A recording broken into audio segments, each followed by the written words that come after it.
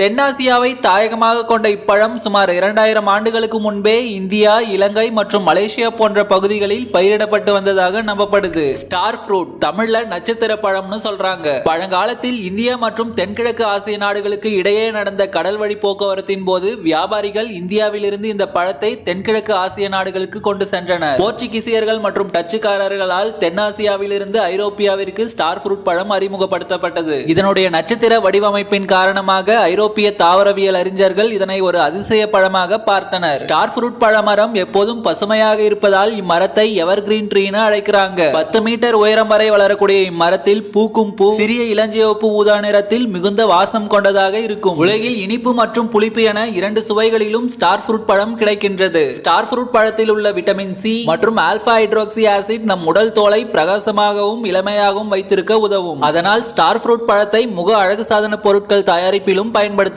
இம்மரத்தில் பூ பூத்த பிறகு சுமார் 60 - 75 நாட்களில் பழம் மஞ்சள் நிறத்தில் முழுமையாக பழுத்து அறுவடைக்கு தயாராகும். உலகிலேயே அதிக அளவு ஸ்டார் ஃப்ரூட் பழத்தை உற்பத்தி செய்யும் நாடு மலேசியா. அதிக அளவு ஸ்டார் ஃப்ரூட் பழத்தை ஏற்றுமதி செய்யும் நாடு வியட்நாம் மற்றும் அதிக அளவு ஸ்டார் ஃப்ரூட் பழத்தை இறக்குமதி செய்யும் நாடு சைனா. இந்தியாவில் கேரளா, தமிழ்நாடு, ஆந்திர பிரதேஷ் மற்றும் வெஸ்ட் பெங்கால் போன்ற மாநிலங்கள் ஸ்டார் ஃப்ரூட் பழ உற்பத்திக்கு புகழ்பெற்ற இந்திய மாநிலங்களாக அறியப்படுது.